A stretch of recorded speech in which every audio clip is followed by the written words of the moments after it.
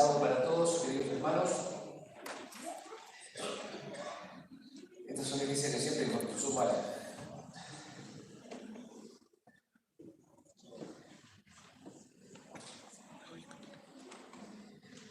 al ver, ¿no es cierto?, la rapidez y la dedicación, la consagración con la cual se hizo toda esta obra tan grande para nosotros en tiempos como estos. Yo solamente puedo decir gracias a la Iglesia, gracias a Dios. Y cuando uno nota en estos tiempos donde parece que todo da lo mismo, que sigue habiendo amor por la casa de Dios, por las cosas de Dios, por la Iglesia de Dios, bueno, uno a veces hay cosas que nos traspasan. Y realmente quiero agradecer a Dios por ser parte, una partecita muy pequeña de este tiempo, de esta iglesia, que no comenzó conmigo, no va a terminar conmigo, sino que va a terminar en el cielo con su Señor y con su Salvador. Amén.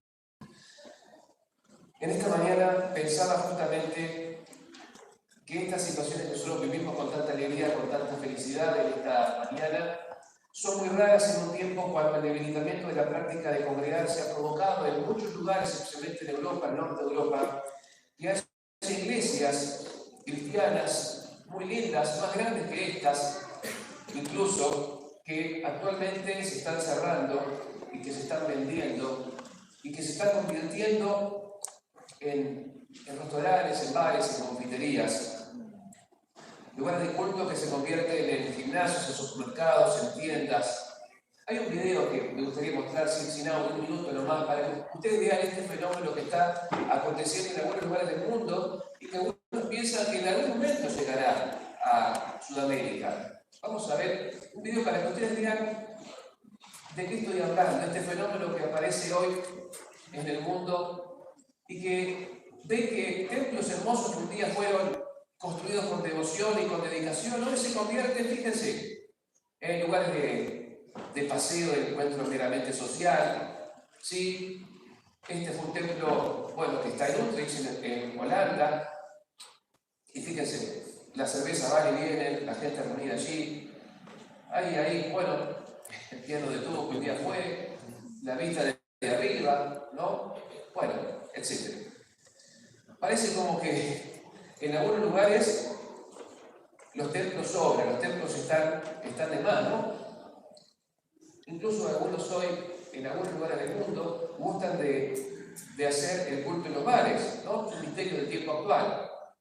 Prefieren ir al bar a hacer el culto que a la iglesia. Bueno, hay una consultora que se estudió este fenómeno, la consultora Rey, en Inglaterra, encontró que se cierran en Inglaterra unos 20 templos al año. Esto fue un fenómeno que se vio desde el año 2010-2011, y se dice que aunque el 72% de los británicos se consideran cristianos, solo el 1.2% asisten semanalmente a alguna iglesia. Esto se repite en otros lugares insisto, Europa, el norte de Europa, por ejemplo Dinamarca, cerca de 200 iglesias fueron consideradas que ya están a punto de cerrarse. Diferentes denominaciones estoy hablando, claro, ¿no es cierto? 515 iglesias católicas, incluso han cerrado los últimos 10 años en Dinamarca. En Holanda esta tendencia parece ser más avanzada todavía, como vimos en el video de Utrecht. 700 iglesias protestantes se cree que se van a cerrar en los próximos 4 años. ¿Sí? 700, el 63% de la población dice que son cristianos, pero el 1% solamente declara que va semanalmente, asiste semanalmente a alguna iglesia. Y en Alemania, algo parecido, 72% dice ser cristiano, 1.2% asiste regularmente a alguna iglesia. Por eso en este marco parece increíble que haya un grupo de gente que, bueno, sigue teniendo apego en la casa de Dios y en poco tiempo, en este tiempo, haya logrado por la gracia de Dios hacer esta obra tan grande que hoy estamos de alguna manera agradeciéndole a Dios. Uno de los que tuvo tal apego y tal amor por la casa de Dios, por el templo de Dios, fue el rey David. Y él escribió 2 salmos que vamos a mirar sucintamente en esta mañana. Uno es el Salmo 122 desde el versículo 1 en adelante, el rey David hace un cántico de agradecimiento a Dios por tener un lugar donde encontrar a Dios. Porque según él creía y Jacob declaró, la casa de Dios, ¿qué es? Casa de Dios y puerta del cielo. Así lo vivía también el rey David. Y él dice entonces en Salmo 121, yo me alegré con lo que me decían, a la casa de Jehová iremos. Así que la alegría es compartida de ir con los hermanos en la fe, con la familia propia, con la familia de la fe en la casa de Dios. Y era una, no había una cerca de la casa, a 5 cuadras, o de frente, o a 10 cuadras, como tenemos aquí en Libertador, o antiguo colectivo, o de un tren, sino que era una y nada más que una, solamente en Jerusalén estaba la casa de Dios, por lo tanto ellos iban de donde sea. Y por eso dice, nuestros pies han subido, ¿sí? Dice así en el versículo 2, nuestros pies estuvieron dentro de tus puertas, oh Jerusalén. Era un viaje de varios días, era un viaje noctante, algo. Jerusalén había que subir y subir hasta llegar a Jerusalén, pero ellos estaban contentos de llegar después de una caminata de algunos días a Jerusalén. Ir a la casa de Dios siempre vale la pena. Incluso David, en algunas situaciones críticas, lo primero que hizo fue ir a la casa de Dios. Cuando lo estaba persiguiendo Saúl, ¿qué hizo? Lo primero que hizo, ¿dónde busco ayuda? ¿Dónde busco algo? Fue al tabernáculo del Silo y ahí pidió, le dijo al sacerdote, dame algo que tengas a mano. Y le dijo, mira, tengo el pan que cambié, dame eso. Y alguna arma, tengo la espada con la que mataste a Goliat, ninguna mejor. Y ahí salió disparando. Lo primero que hizo él, en cualquier situación, bueno, fue a la casa de Dios. Ir a la casa de Dios, hermano, vale la pena siempre. Aunque tengamos de 1 a 10, 5, de 1 a 10 menos 10, o preocupaciones con problemas, siempre vale la pena ir a la casa de Dios en toda circunstancia y en toda situación. A tal punto, los hebreos tenían apego por la casa de Dios que el rey, que Pablo, el apóstol Pablo, arriesgando su vida contra el consejo de la iglesia y aún contra el consejo del Espíritu Santo, él quería qué cosa? Ir a celebrar la fiesta de la Pascua de Jerusalén.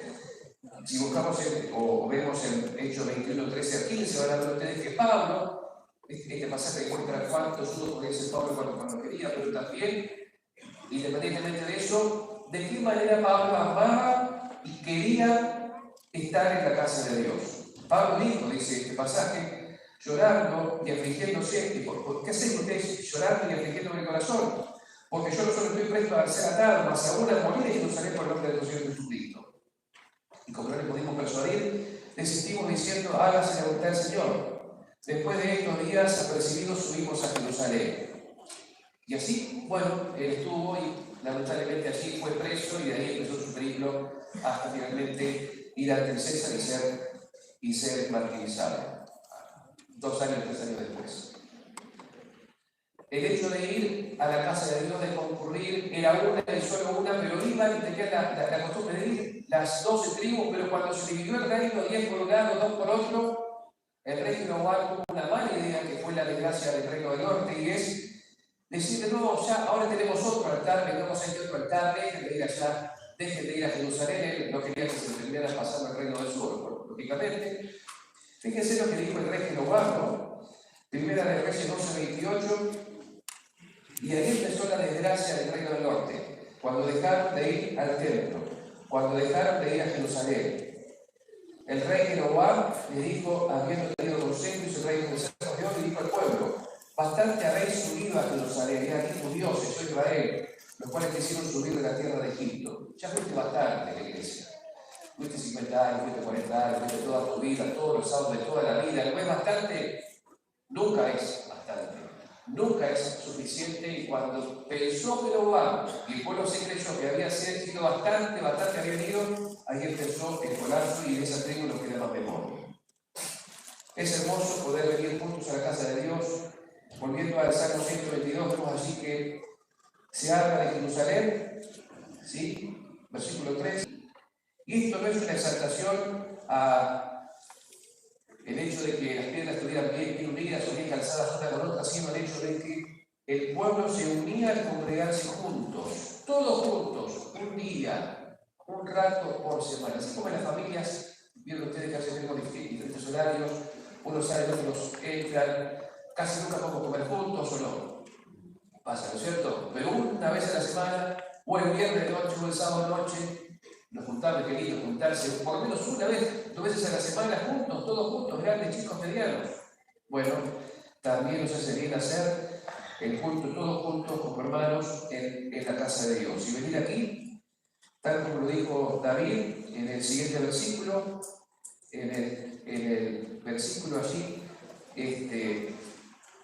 4, allá subieron las tribus de Judá, de Jehová, perdón, conforme al testimonio dado a Israel para alabar el nombre de Jehová. Cuando él hablaba de que subían las tribus, cada tribu estaba conformada no solamente por una tribu en general, sino los pilares, las familias, cada casa iba y todos juntos iban en familia a la iglesia, ¿no? Qué lindo poder ver en la iglesia el papá con el hijo, el abuelo con el nieto, el tío con el sobrino, los amigos, todos juntos.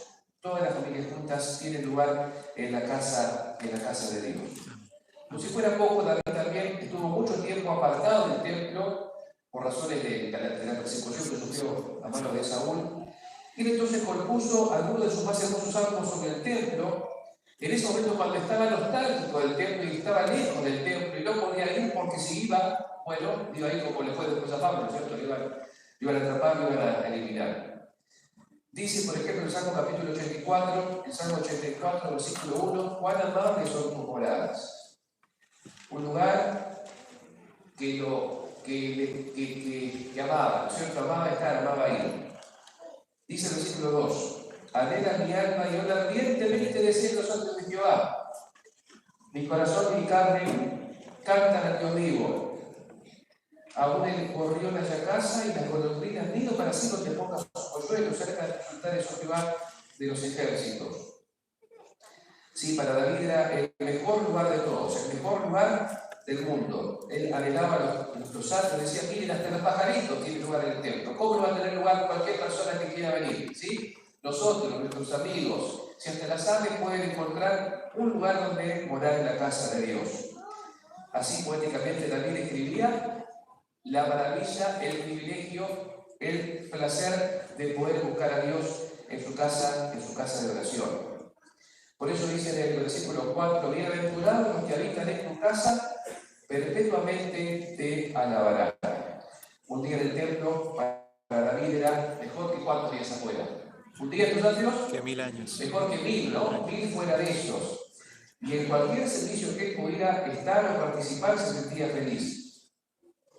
Dice en el versículo 10, porque mejor es un día en tus atrios que 1000 fuera de ellos. Escogería estar antes de estar a la puerta de la casa de Dios que habitar en las cuadradas de maldad. El portero de la casa de Dios, el que hace la labor más humilde o desapercibida en la casa de Dios, tiene una tarea, una labor más importante que cualquiera que rige o administra un gran palacio en este mundo. Sin embargo, David no solamente habla de la casa de Dios como un lugar de bendición, un lugar especial, un lugar que quería, que amaba, sino un lugar en donde él podía ir y recibir de Dios algo muy importante que todos necesitamos. Volviendo al Salmo 122, encontramos una declaración que nos dice así en el versículo 5, capítulo 122, donde estamos, versículo 5, que en la casa de Dios hay sillas de juicio y tronos. Él pensaba, de alguna manera, como pasa siempre con los profetas bíblicos, se empiezan a hablar de esto, y después pasan y pegan el salto y hablan de el cielo y el gran conflicto, ¿no? Y él entonces se imaginaba la casa de Dios, la sala del trono, la sala del concilio, el consejo de Dios, donde se definen los planes, las acciones de la salvación, y dice, acá se definen cosas para el bien del mundo, para el bien de los hijos de Dios. Acá está el consejo de Dios. Ciertamente, cuando venimos a la casa de Dios buscando con ese espíritu, recibimos consejo de Dios, recibimos una respuesta, una solución de Dios, y eso es así porque la casa de Dios, como dijo Salomón, es el estrado de los pies del Señor. Así que es como un estrado del Dios Altísimo que está sentado en su trono, pero cuyo estrado está en su casa, en la tierra, y por lo tanto así recibimos bendición y consejo para nuestra vida de parte de Dios. Nosotros, entonces, dice David, como adoradores de Dios, como quienes seguimos su consejo, su bendición en nuestra vida, tenemos algo que podemos hacer por la casa de Dios. Versículo 6 dice: pedid por la paz de Jerusalén.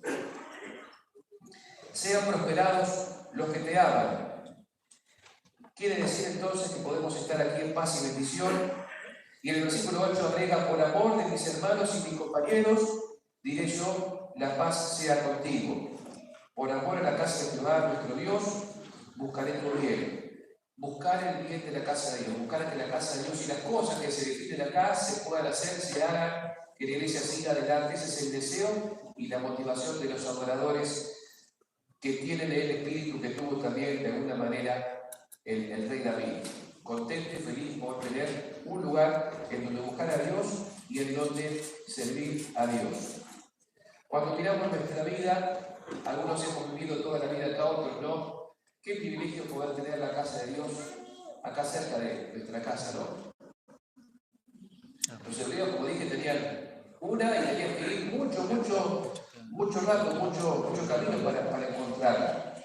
Pero al mirar atrás en mi propia vida, pensar en esta semana, en los peores momentos de mi vida fue cuando más cerca vivimos de alguna iglesia. Viviendo en Buenos Aires, que todo es lejos, eso es una bendición muy especial. Me acuerdo, por ejemplo, de los 6 a los 9 años, un momento muy crítico en nuestras vidas. Vivíamos enfrente. Otro momento crítico. De los 11 a los 15 años, vivía a 10 cuadras. ¿Sí? Bueno, y ahora para empezar a vivir enfrente. Así que, bueno, qué lindo, qué bendición que Dios pueda traernos cerca de su casa de oración. Pero si viviéramos lejos, si alguna vez viviéramos lejos en una ciudad grande, donde hay pocas iglesias, donde vivimos lejos, ¿vale la pena? Cuando vos ves a tus padres o a tus parientes que se van en colectivo 1 hora a la iglesia, 1 hora de ida y 1 hora de vuelta, o como yo he visto a mi papá, 15 de Florida, incluso dijo 2 horas de ida y 2 horas de vuelta, no hace falta que nadie me diga que es importante venir a la iglesia, pues yo lo vi. 2 horas de ida, 3 colectivos, 2 horas de vuelta, 3 colectivos. Vale la pena siempre venir a la casa de Dios. Y uno dirá, bueno, entonces ¿para qué transmiten el sermón si hay que venir acá? Por aquellos que son parte de esta iglesia, que no pueden venir, pero que son parte de esta congregación. Y también algunos que en YouTube, por error o por queriendo buscan alguna vez, este video va a quedar ahí dando vuelta para seguir predicando el Evangelio en donde sea, a donde llegue. Vale la pena siempre venir a la casa de Dios para buscar su consejo, para buscar su bendición, y la vamos a encontrar. Todos los días que vengamos, seguramente la vamos a encontrar. Este templo no es un templo perfecto, es un templo hermoso, pero es un templo que tiene sus años. Se hizo este arreglo, se falta otros arreglos. Iremos avanzando paso a paso y poco a poco. Pero este templo no solamente va a seguir en pie como un testimonio de la fe aquel libertador, sino que seguramente va a ser un lugar donde puedan surgir otros templos y otros templos más, ¿sí? Porque por lo menos en lo que nosotros respecta, acá en este lugar del mundo, no se transforman las iglesias en cervecerías, o no se hacen iglesias con formato de bar. Nosotros acá transformamos cervecerías en iglesias. Hoy, en Buenos Aires, en la iglesia del centro, el grupo hermano que se reúne, donde antes era una bailanta, pero la iglesia no hizo un templo y ahora es un templo. Hoy en Paraná, en Paracao, hay un grupo hermano que se reúne alquilando un lugar que esperan un día comprando, que antes era un restaurante y una bailanta, y esperan que un día sea un templo. Nosotros, en este conflicto en el cual Cristo y Satanás se están disputando hasta los templos, nosotros queremos estar de parte de aquellos que aman, que apoyan la casa de Dios, la causa de Dios y más allá también. Que siempre podamos disfrutar el hecho de venir aquí y aquí nos encuentren hasta que termine nuestra vida o hasta que Cristo nos venga a buscar.